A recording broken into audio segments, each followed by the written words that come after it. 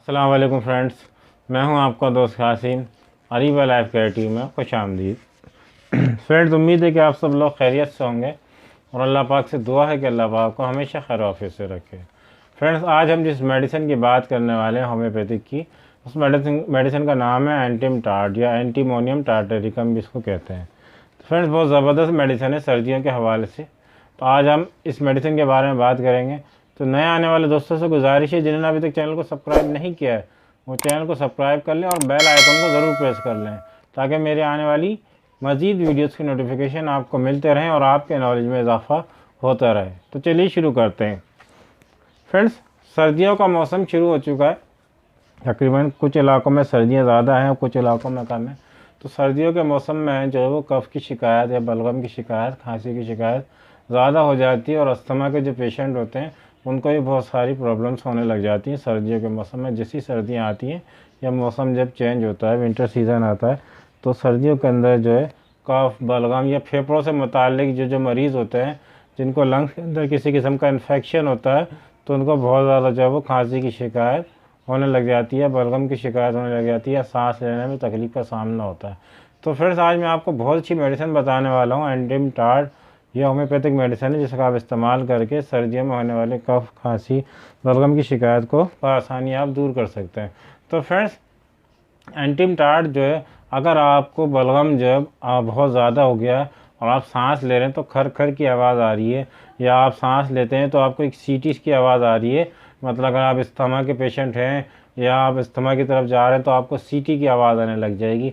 जब बलगम बहुत ज़्यादा सीने में जम जाएगा या लंग्स के अंदर बहुत ज़्यादा बलगम जमा हो जाएगा, यानी बलगम का जब इज्तिमा हो जाता है, बहुत ज़्यादा बलगम जमा हो जाता है, तो जब आप खांसते हैं तो आपको खर खर खर खर की आवाज़ आती है, मतलब बलगम बहुत ज़्यादा है। तो बाज़ औक़ात बलगम निकलता है लेकिन बाज़ औक़ात नहीं निकलता।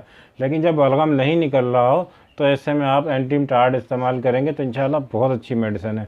आपके गले के अंदर इस तरह की शिकायत है कि आपको गले के अंदर से लग रहा है कुछ फंस गया है, बलगम सारा ये कफ जो अंदर जमा हो गया, बलगम अंदर जमा हो गया गले के अंदर, जिससे गुठली सी महसूस होती है, जिसको आप बार बार खींच के निकालने की कोशिश कर रहे हैं, आपको खांसी भी आ रही है, आपको फंदा भी लग रहा है, लेकिन वो निकल नहीं रहा है। तो इस कंडीशन में जो आपको एंटिम टार्ट यूज़ करना चाहिए। एंटिम टार्ट जो बहुत ज़बरदस्त मेडिसिन है, ख़ासकर सर्दियों के हवाले से। जो अस्थमा के पेशेंट है, अस्थमा के अंदर उन लोगों को जब सांस लेने में तकलीफ़ होती है बलगम की वजह से या वैसी एलर्जी वगैरह हो जाती है, सर्दियों के मौसम में जो है इस तरह की शिकायत ज़्यादा होती है, जिनको खांसी इस तरह से आ रही है। जो भी मरीज़ है अस्थमा के पेशेंट हैं या नहीं है, लेकिन उनको इस तरह की खांसी की शिकायत है कि उनकी सांस उखड़ रही है खांसने में, काफ़ी तकलीफ़ का सामना है और सीने से आवाज़ आ रही है या सांस लेते हैं तो एक सीटी सी बजती है।